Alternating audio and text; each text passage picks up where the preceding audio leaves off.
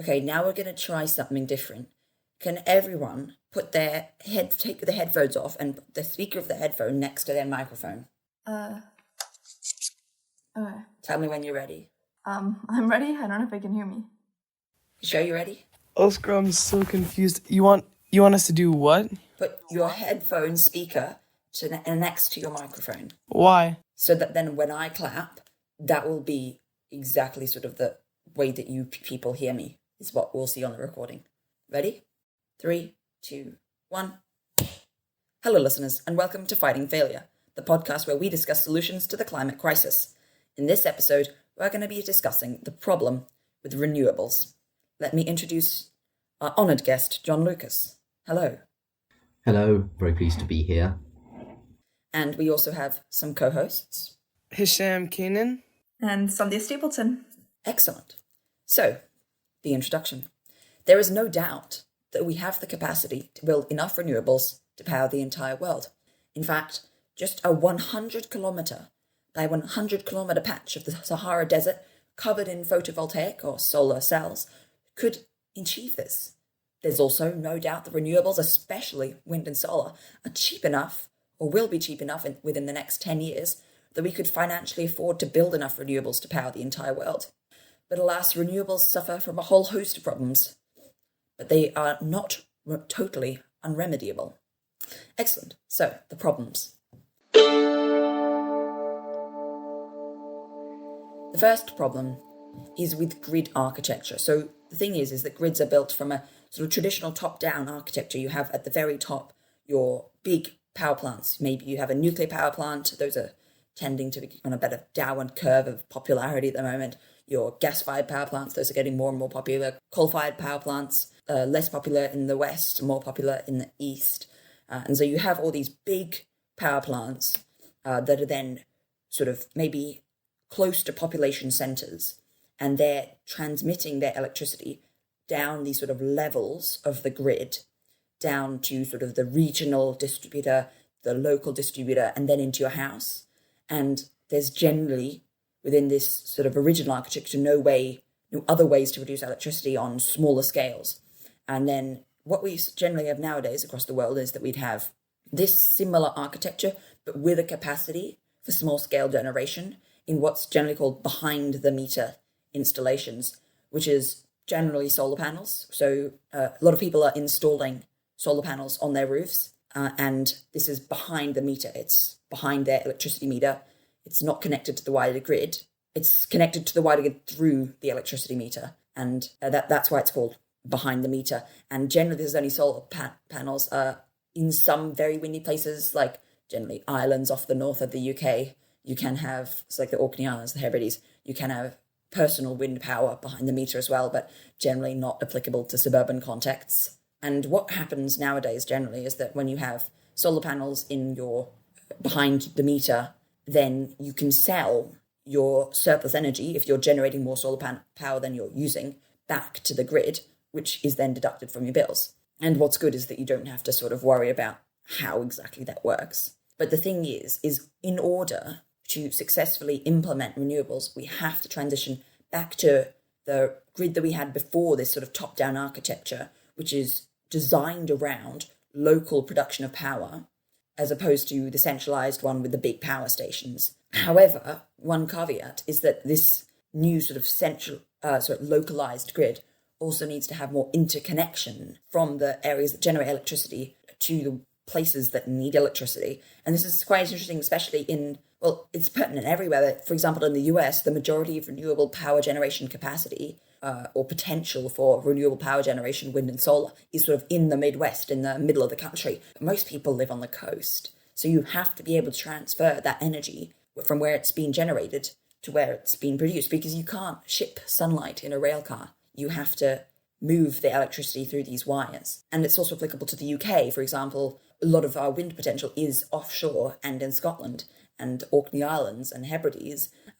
And those sort of islands especially used to have quite small interconnecting cables to ship power from the mainland to the small communities there. But now they want to give us on the mainland back huge amounts of electricity. And so the grid is something that we generally don't think about, but it's far more nuanced. Well, yeah. So the main problem with the grid is indeed that the top-down architecture doesn't lend itself well ultimately to local generation, and in general the problems arise when you do have an area that is generating more power than it can use. So, for example, let's say a residential area where there is a lot of solar PV generation, it ends up generating more power through the solar PV than it can actually make use of at that particular time. So the surplus power ends up going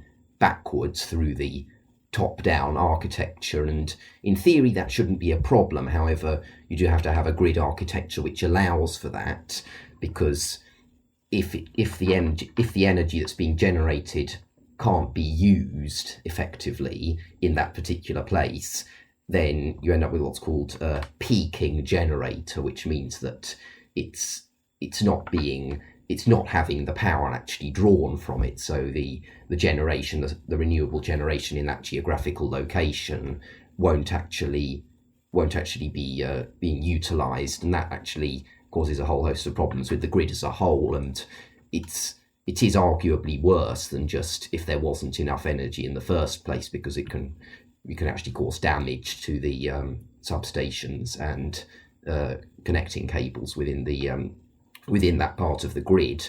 So that's currently why the best choice in situations, for example, if you have wind turbines which are generating more energy than can be used in any particular location, it's just easiest to shut them off currently, which is not ideal, because ideally that energy should be channeled or stored in a way that can be used by the rest of the grid. Yeah, because the biggest problem generally with renewables is the variability. Yes, absolutely.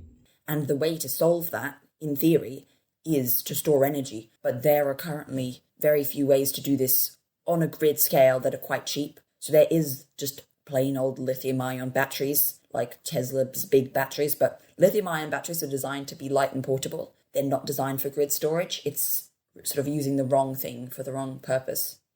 Yeah, it's slightly interesting to note, I suppose, therefore, that I remember reading an article from the European Academy's Science Advisory Council about this exact issue, about the best grid storage techniques, and they pointed out that lead-acid batteries, so effectively car batteries, and by car batteries I don't mean EV batteries, just car batteries for an internal combustion engine, which are a very old technology now, are still used quite widely for grid storage, just because the fact that they are big and heavy isn't a problem in that application, and they're also somewhat less likely to go on fire than lithium-ion batteries, which is interesting, because they've had use for a long time in more localized backup power, for example, data centers and computer systems. But it's only more recently that they have started to be used in the national grid, and there obviously is still some level of use for them there. Yeah, there's loads of different alternative battery technologies that we'll be talking about in the solutions section soon as well. So yeah, as I was saying, variability is a really big problem with renewables, because we're sort of harnessing energy from the environment, but the environment is not steady. It doesn't just do exactly this, exactly then, unlike oil, which is, you can, if you have enough oil, you can be sure the output will always be the same, and same with coal and same with gas. But with something like wind, if it's not windy, you're not going to get any power from wind. And if you powered an entire country of wind, you would have no energy. It was calm. And this is a bit of an exaggeration, because over a wider geographic area, there's always going to be somewhere with a bit of wind. And this is especially true actually with offshore wind, which is far more reliable than onshore wind in terms of it peaking and troughing. But also then you'd have a problem if you had a big storm, that you could get a sort of peak of energy that, as John was saying, could destroy grid infrastructure, which is, why did I put the stress on the grid infrastructure? And that would be a problem as well. And you'd have to turn off the wind turbines, and it would be a whole problem. Again, solar, quite reliable. Modern technology can probably get solar energy if it's cloudy, But at night, there's nothing. And the only way to smooth out that variability would be to have a geographic area so wide that it spanned both sides of the Earth, so that you would always have solar from somewhere. So solar is great, but it only works during the day. Hydro is variable on wider timescales due to rain and drought. That said, having a big reservoir is quite a good safety net, but ultimately, especially with climate change, there's going to be more droughts and more big rainstorms, and that could pose a problem for traditionally quite stable hydropower. And I know Malawi is mostly powered off hydropower as well, and other countries as well can be, I think Iceland, quite reliant on hydro as well as geothermal. The last one that's quite variable is wave power. It's not really used. There are some promising technologies in wave power recently, I saw, but there's no current large-scale implementations of it because it depends on the tides, the currents, and the winds, and we haven't yet found a very efficient way to harness its energy. When you mentioned wave power, were you referring to tidal power or wave power? Because the tides are obviously slightly more predictable than waves. Probably tidal power is a slightly more promising technology. I think in order to harness energy from the tides, you have to harness energy from the waves, really. Okay. But I am sort of lumping them together because I don't think either are used on a large scale. No, they're not, and they're very expensive to maintain. Are we going to talk about the controversy of hydropower? I wasn't, I don't think. The controversy of it being not that good in terms of destroying rainforest and whatnot. Yeah, like ecosystem destruction and degradation. I think it might be worth mentioning. I think we kind of mentioned this with Sandhya a little bit in the conservation section, but hydropower is hugely controversial and more increasingly recently because essentially to harness hydropower from like a river, you have to dam the river and you're stopping the flow of the natural flow of the water. So you're reducing the flow of water on the downside of the dam, especially in places where there's large waterfalls and such downstream. It's a huge problem because when they release the surplus of water, which they have, it causes a lot of flooding and it kills a lot of species and harms a lot of plant life and biomass. And so it's becoming more and more acknowledged that maybe hydropower isn't the best way forward because of how destructive it can be, because it can cause both drought and flood. And of course, neither one of those is great for the surrounding ecosystem. And so it is something to keep in mind, I think, when thinking about renewable energy. I wouldn't say hydro is the best way forward. If you have any say in where your electricity is coming from, I wouldn't say that hydro is the best way to go either. Yeah, it's a good point. And I think actually, generally, I don't think there's that much increase nowadays in hydro power because there are only so many big rivers. And I think a lot of them have been tapped. So we don't have that much large-scale hydro source left, really. But it is a good point that it's quite difficult because it can destroy these ecosystems. And I remember when we were learning about renewables in like year 5, that was something that came up, was that hydro, when it sort of floods, this huge sort of bit of the river is flooded when you build the dam, and that could destroy ecosystems, perhaps even people, where people live. People have to be moved away because of the construction of a dam, and that's controversial as well. So it is a problem. And something that I haven't mentioned and wasn't planning to mention, but I might just throw it in here, is that the problem with a lot of these sort of renewable technologies like wind and solar is also the materials that are used to build them. Even more generally with green technologies, especially with batteries, there is a problem about where certain minerals such as cobalt come from. And I saw an article, I think, in the New Scientist about the sort of the dirty side of green energy. And there's no doubt that green energy is better on the whole, but there are certainly problems with how certain materials can be sourced. You just need to make sure you consider every aspect of the surrounding area and components. There's quite a good graph in the Bill Gates book, if I remember correctly, that was sort of about the materials that you need to build things. And I might go and dig that out. Oh, no, it's not worth it. But it's interesting to see that sort of solar, for example, had a little bar of other materials as well, compared to just concrete and steel to build a power plant. So the next problem is nuclear power being shut down. So one of the big problems with nuclear power is that it is a long-term investment. It takes a long time to build, and then it runs for a long time. And this is a problem for investors when compared to other forms of power generation, which can be much faster returns and sort of much more sure. That's not a very good way to say it, but and the other big problem with nuclear, of course, is that people are always so scared about nuclear power. Australia has completely banned it within it's like forbidden. It's a law that they can't have nuclear power. Both civilian and military is banned. And people on the whole are quite scared because of Chernobyl and Fukushima are the two main ones. Also 3 Mile Island, these sort of nuclear incidents that scared the public. And you sort of see this portrayal on the media, and maybe The Simpsons is a good example of this, of, you know, nuclear power plants who've got like green sludge everywhere, which is a bit silly because nuclear waste doesn't look green, maybe with the exception of radon that you use for glow-in-the-dark stuff. No, that's radium. Like in your glow-in-the-dark watch, you'd have radium and that glows green. Other than that, nuclear power does not create green sludge. What it'll create is this big tube of spent uranium fuel, which will be very hot and need to be cooled down. So while nuclear waste is a problem, there are solutions on the way, and compared to fossil fuels, it's a no-brainer.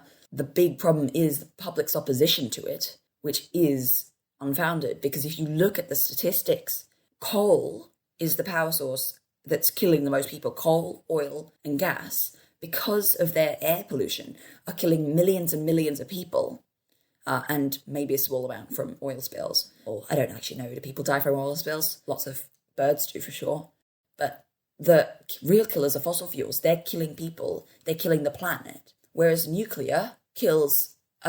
there's a graph of per terawatt hour, how many people die per terawatt hour for energy. And nuclear is in the decimal places because it just doesn't kill people. People don't die from radiation poisoning, except in those two main accidents, Chernobyl and Fukushima. That's when people died. And since then, very few people, if any, have died other than those accidents. Even 3 Mile Island, no one died. And radioactive waste isn't spread into the air, it's carefully contained. So it's really a bit silly to avoid this wonderful green solution, because like France is about 70% nuclear, because nuclear is a stable source of renewable energy. Relatively renewable, it's clean energy, and uranium is very efficient, but not technically renewable. Uranium is ultimately finite. Whereas Germany has promised to phase out nuclear reactors by 2022, which is a bit ridiculous, because if you look at Germany, they're generating 10 times as much solar power in the summer compared to the winter, which means that they have to then turn on their gas-fired power plants in the winter to make up the load. And that's just a big problem, whereas they could use nuclear, but they're not, because they're worried about the consequences. It's quite frustrating, really, that nuclear is being shut down as a good alternative. Something that's quite interesting I'll talk about in the solutions is the travelling wave reactor as well. So in general, with these green solutions, we're transitioning from fossil fuels to electricity. Heat pumps are electricity rather than gas. Cars are electricity rather than petrol or gas if you're in the US. All of these sort of green solutions require more electricity as the method of providing energy rather than burning fossil fuels. Stuff as well, like hydrogen generation, EV chargers, or heat pumps. All these sort of things run on electricity.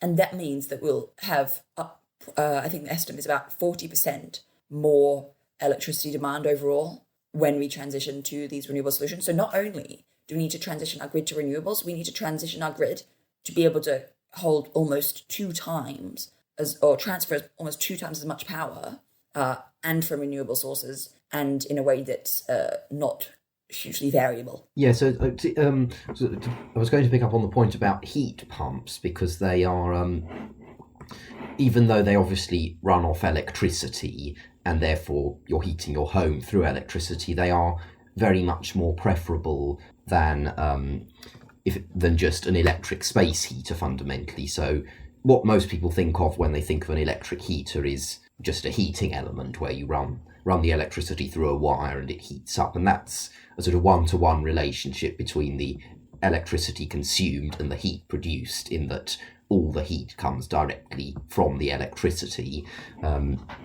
And the main problem with that is that it is very expensive to heat a whole house or a whole building in general.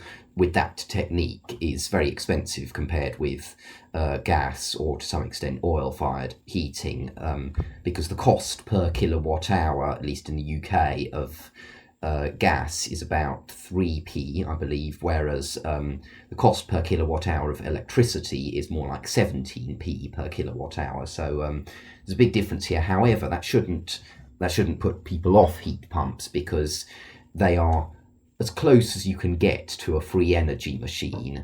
They're not free energy, they're just moving heat from one place to another, but since they're not actually deriving all their heating power from the incoming electricity, it means that for a much smaller amount of electricity compared with a conventional electric radiator, they can produce a greater heating effect. So not only is this attractive to consumers because less electricity costs, but also for the grid, heat pumps, since they can bring about the same amount of heating with a lower electricity demand, then that's less demand on the grid too. So these so heat pumps should be incentivized over resistive heating, certainly.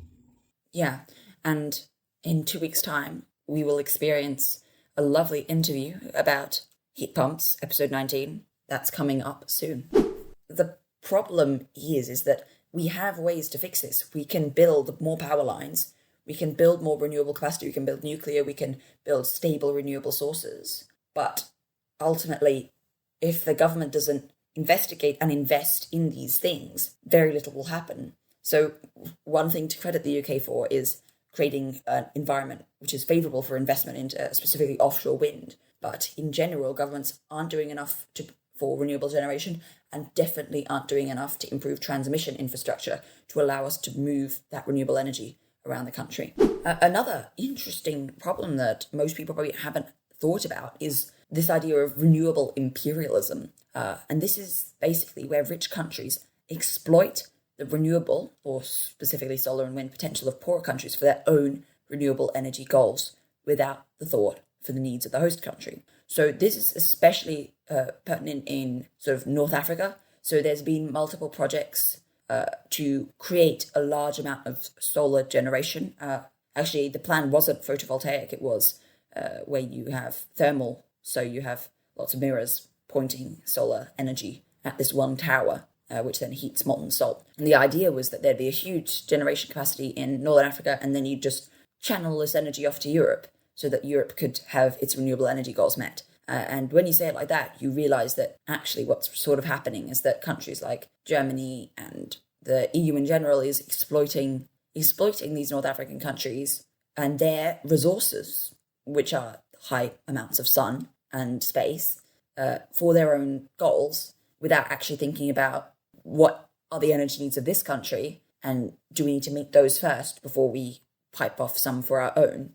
Additionally, this concentrated sort of thermal solar power actually also uses huge amounts of water as well, which is quite a limited resource in these countries. So that is quite problematic when you think about it like that. And what would be better is instead what's happening in Spain and Morocco, which I'll talk about in the solutions section. I suppose renewable imperialism therefore also makes it, perhaps this is somewhat counterintuitive, but it also makes it harder for the countries in which the renewable, in which this concentrated solar power is being installed. It makes it harder for them to meet their own renewable goals or to implement renewables in the first place to a certain extent, does it? The next problem is public opposition to renewable power on appearance grounds, especially wind turbines. People seem to find them ugly. I disagree. I think they're quite nice. I think they look lovely, but people seem to... I think it's all about the global mindset. Yeah, it is a mindset issue, is that people see these things and think, oh, yuck. What you don't see is the impact that fossil fuel power plants are having on the environment. I don't know if you saw like a big coal plant, I don't know if you think, oh, that looks lovely. Huge cooling towers and big plumes of smoke rising into the air. And especially if you saw the effects of the pollution that has on the environment, of killing ecosystems, deforestation, all these sort of problems that are caused by burning fossil fuels. is definitely not pretty compared to these beautiful, white, elegant structures spinning in the wind. If you remember, there was the incident of the storm in Texas, the big white storm, when the sort of cold bit dipped all the way down to Texas. Perhaps linked to climate change, maybe. It's difficult to link a single event to climate change. You can link the overall trend of more big weather events to climate change, but isn't that mindset all kind of to do with the initial marketing of fuels versus the marketing of renewables, and renewables being more new to the market? And so I feel like with fossil fuels, especially in like when it's being used for appliances, so cars and other and generators and such, they've been marketed in such a way that it's especially targeted to men. It's like a more manly, more rugged technology. And I think it's hard to get out of this mindset, which has kind of been inflicted upon us in the past, where like fossil fuels are this kind of ideal fuel and kind of moving towards this newer green market, right? yeah, so that's actually quite an interesting point. And there's 2 examples I'd have to add to that. So if you remember back in episode 1, we talked about this video, which is about how electric cars actually used to be a thing before petrol cars. But petrol cars were sort of marketed as this manly thing, and the women would go in their electric cars and the men would have their greasy gas cars. And another thing is that actually now the gas industry in the US is marketing gas as a better way to cook, even though it's not. Induction electric stoves cook things faster than gas. People don't really care about whether their heating or water is gas powered. They do seem to care about their stoves. So the gas industry is running this sort of like hashtag cooking with gas thing where they're paying influencers to post about how they're cooking with their gas stoves in attempt to fight the advance of better electric technology, which is, as always, disappointing and sad. There is this idea that fossil fuels are marketed as better when they're not. As I was saying before, there's this guy, Tucker Carlson, who was blaming the Texas outage on wind turbines when in fact it was the natural gas plants that weren't able to deal with the cold. So that is also very annoying. Perhaps it's also ironic to note that that in some ways the public has sort of accepted the imposition of coal and oil power stations over time, almost as sort of iconic parts of the landscape in certain parts of the country. Like I think in the UK, Ferrybridge power station was sort of regarded as a sort of iconic industrial landmark that's near Nottingham, and it is ironic given that they're not in themselves. They don't look particularly attractive, but it's just something that people have more or less come to accept and almost admire over time. So it should certainly be possible to do the same over renewables. So hopefully over time that is something that should change. Now let's move on to the solutions. So the first and my favourite solution is grid interconnections. You have these big, thick, high voltage AC or DC cables that connect regions, countries, and even continents. And what this allows is that you can export and import energy when you need. And if you have this over a large enough geographic area, it can balance out the variability of renewables. So let's imagine this in Europe. Let's say it's Spain has a lot of solar power. Let's just say theoretically. Denmark has a lot of wind power. France has quite a lot of nuclear power. And let's say it's not a very sunny day in Spain and they're sort of struggling to meet their energy needs. So they can then buy some nuclear energy off France, and then France, because it's maybe quite windy in Denmark at the moment, France can buy some wind energy from Denmark, and that's sort of all balanced out. And when you have these interconnectors, it means that areas with different renewable sources that are sort of not linked, such that if it's windy in one place, you have these interconnectors over large enough regions that places, it'll generally balance themselves out. Or you could have interconnected places like Iceland, which have a huge renewable energy surplus because they're for their geothermal generation, or places like the Orkney Islands, like we mentioned before, that have a huge wind power. And then when you connect these huge supergrids, it means that you can have a huge amount of your power can come from renewables without having to worry about the variability so much, because you can just import energy from somewhere else or export energy if you've got too much, rather than worrying about either storage or having to turn off power plants or turn on fossil fuel plants to make up the difference in the load. Yeah, and also if the interconnection can be regulated and switched so dynamically that the electricity can be directly routed to where it's going to be used, and that would be very powerful indeed. And to be clear, that is what the national grid or grid infrastructure in general aims to achieve. However, the real world levels of flexibility are sometimes slightly different about that. For example, things like the situation in the Orkneys, and also just rural areas more generally aren't so well interconnected. Also, this is even pertinent within countries, because in the US you have 3 separate power grids: the West, the East, and Texas. And to connect those, they need to have this huge country as well, which can be connected, which is great. And maybe also connect to Canada and Mexico, and all of North America can sort of trade its renewables. And you have like a big wholesale sort of energy market, which is quite beneficial as well, because then you could, as an investment, build a big wind farm or solar plant and sell your power constantly. And you don't have to worry about being shut off if there's too much energy on the market. You can just export it elsewhere. So it's very, very useful. And yeah, like we're saying, even within the UK, there could be much better interconnection with rural areas to allow for this generation of renewables.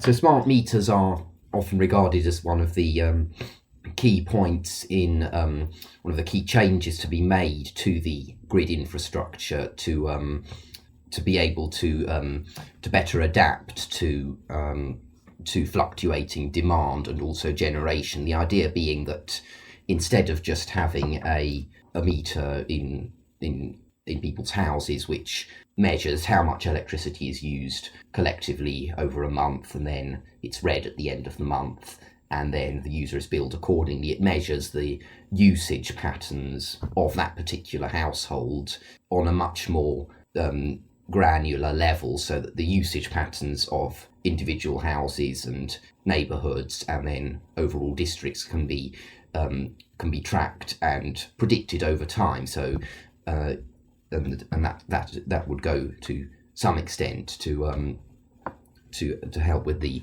variability of renewables, because if there's a more accurate representation of how much demand there's actually going to be at a particular time in a particular area, then that's quite a powerful tool for grid engineers to be able to work on. They are slightly controversial. There's certainly a lot of unfounded conspiracy theories surrounding them, but not the only one that is vaguely true is that they can they arguably allow for penny pinching, because they measure apparent power, not real power.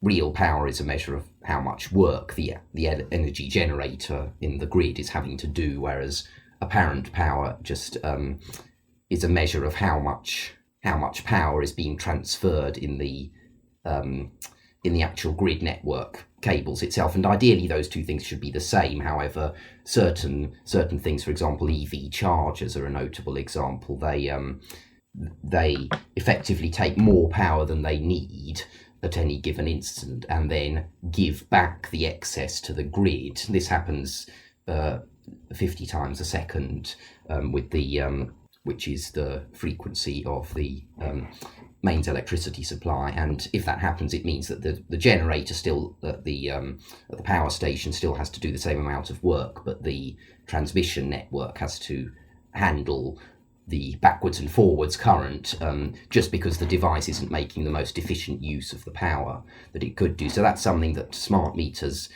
in some ways people don't like that, because that it allows for more granular billing. However, also it should incentivize manufacturers to make their devices more friendly to the grid as a whole. And if that happens, then then interconnections, grid interconnections, can be used much more efficiently, and also the chances of outages due to this problem can be greatly reduced. For example, there was some, I think in California, some major power cuts in the early 2000s, which were traced down to exactly this problem.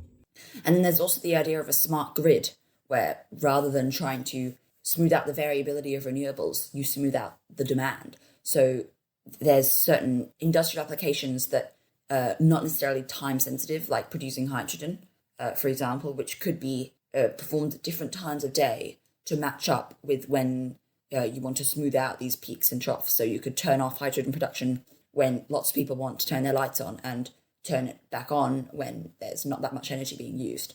Or maybe even have a very smart grid which can turn on and off the heating in people's homes if they're using heat pumps, or when their EV charges based on the grid demand and these sort of things, which is to a certain extent possible nowadays because you'd want to run certain stuff when electricity is cheaper.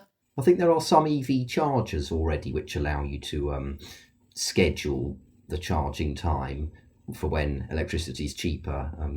It is also interesting, as in the show notes I put about the Economy 7 tariff, which was a historical example of balancing out demand. The idea being that people would actually have electric heating in their homes, just electric radiators, but they would come on only at night when the electricity was significantly cheaper, and then heat up at night, and then the heat would linger into the day.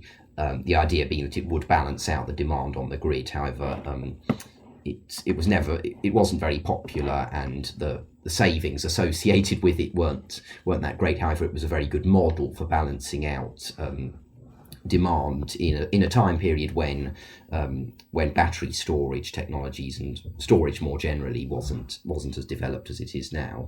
So the next solution, and this is one of the most important ones, is to have a steady source of energy that's also low carbon. So easily the biggest one of these is nuclear. So one interesting solution is TerraPower, which is a Bill Gates-backed company that is making completely fail-safe nuclear reactors that can run on nuclear waste from other plants. So this solves a bunch of problems in one. It solves, or helps solve, the nuclear waste problem. It solves the problem of nuclear meltdowns being a problem because it's fail-safe. It's designed to be completely fail-safe, i.e., a meltdown is prevented by the laws of physics. It's called the traveling wave reactor. Link in the show notes. A next solution is geothermal. The next low-carbon, steady source of electricity is geothermal. However, this is location-specific. In Europe, this is mainly within Italy and Iceland, where there's volcanic activity and hence geothermal energy. In other areas, there's not that much geothermal energy available. About 40% of explored geothermal wells turn out to be duds. So within the UK, for example, it's quite hard to find a good source of geothermal energy compared to somewhere like Italy or Iceland. And this is why we need interconnectors to allow us to get geothermal energy from Iceland to the UK or to Germany or wherever. The next low-carbon steady source is very controversial, which is CCS, natural gas. And the thing is that ultimately, if we want to switch to a low-carbon grid, it's going to be very difficult, and natural gas has to be part of the solution as a bridge fuel. But it is controversial because it is a fossil fuel, and efforts for carbon capture and storage have been very lackluster. There's a lot of greenwashing surrounding it, a lot of problems with that as well. So that's something that we have to understand. That's a compromise we have to make. But it's also something we have to understand, and something we want to get rid of as soon as we can. And the last one in this list is fusion. Would you like to explain fusion, John? In theory, fusion is simply the reverse of fission reactors. So most nuclear reactors currently, so nuclear power stations, do operate on nuclear fission, which is the opposite of fusion. So that is the splitting up of atomic nuclei into smaller so-called daughter nucleuses or nuclei, and it is splitting the atom, and that the main idea with that is that this splitting process releases a lot of energy. However, the the byproduct. So when the atom is split, you get two smaller nuclei, and the problem there is that the byproducts of this splitting process are radioactive, so they have to be stored somewhere where their radioactivity can decay over time in a safe environment. And currently they are just buried underground, generally in glass blocks, I believe, because that's not particularly permeable to radioactivity. But this radioactive waste is a problem, and also the fact that, as you mentioned earlier, Oscar, the uranium isn't actually an infinite source. It's a finite resource ultimately. So ideally, fusion is highly attractive, and this is the reverse of fission. So you are combining two given atomic nuclei to produce one single nucleus of an atom, and the major advantage with this is, I believe it's hydrogen-3 reactors. They don't produce any radioactive waste. They only produce helium, which is as their byproduct, and that's not dangerous. And also, and this is beneficial, there's currently something of a shortage of helium for scientific and medical applications. So if you could have a technology which produced helium as a byproduct, like most fusion reactors theoretically do, then that would be great. However, the main problem with fusion is the temperature required. So there are currently various experiments underway, quite a few in Culham near Oxford, and also in France. And fusion has been achieved now. However, it's not reliable or consistently predictable enough to be rolled out on a massive scale. However, the prevailing scientific opinion does seem to be that it's only a matter of time before it becomes a viable source of energy. As a slight aside, it was in 1989 these two scientists, Pons and Fleischmann, claimed to have achieved so-called cold fusion, where they didn't need a very high temperature for the process. However, the results of this experiment were never verified, and it wasn't fully reproduced. Essentially, cold fusion hasn't happened, and fusion itself is not in an ideal situation currently to act as a large scale electricity generation system. Yeah, but if it were to be achieved, it would revolutionize everything, because it really would. It is the same mechanism that powers the sun, and we'd just be able to power everything off fusion. There's not the problem you have with fishing. There's not the problem that you have with normal nuclear reactors, that countries like the US don't want to tell everyone how to refine uranium and how to, what's the word?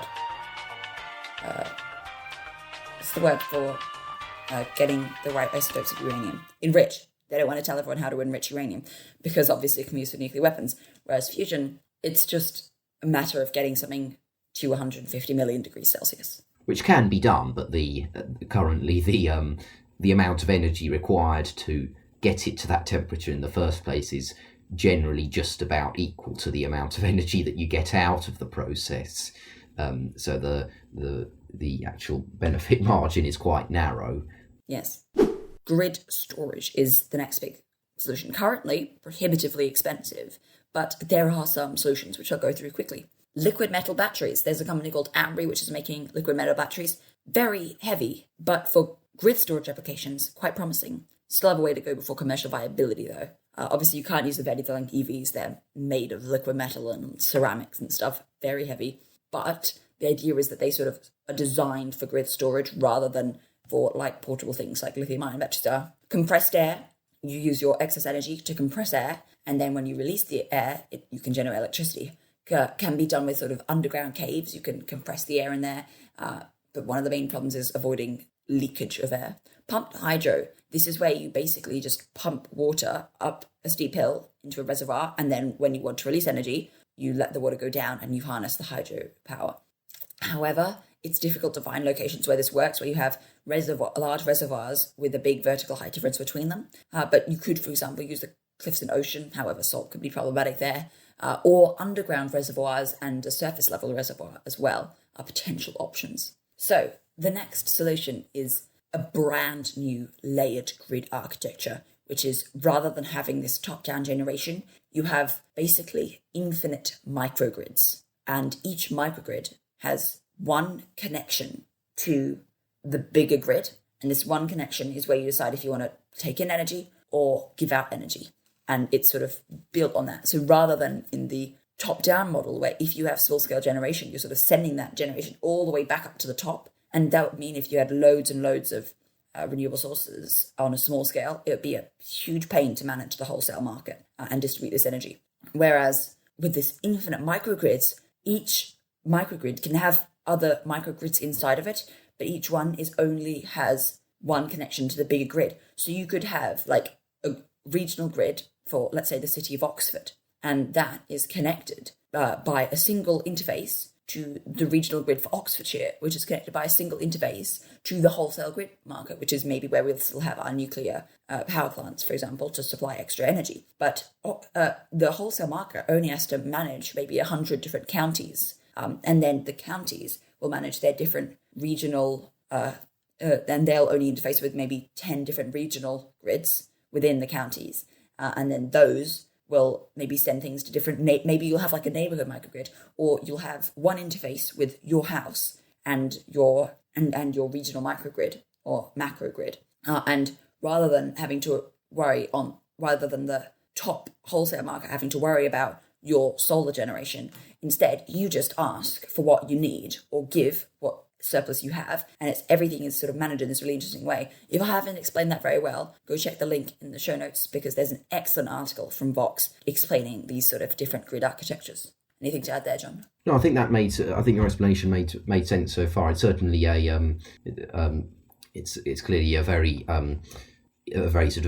dynamic grid model, I suppose the key difference there is that it's built around local generation and renewable generation as opposed to the top-down architecture. However, I don't know in practice how easy it would be to convert something like the national grid in the UK to a layered grid architecture in practice. However, it's a very good model for new grids that are being built.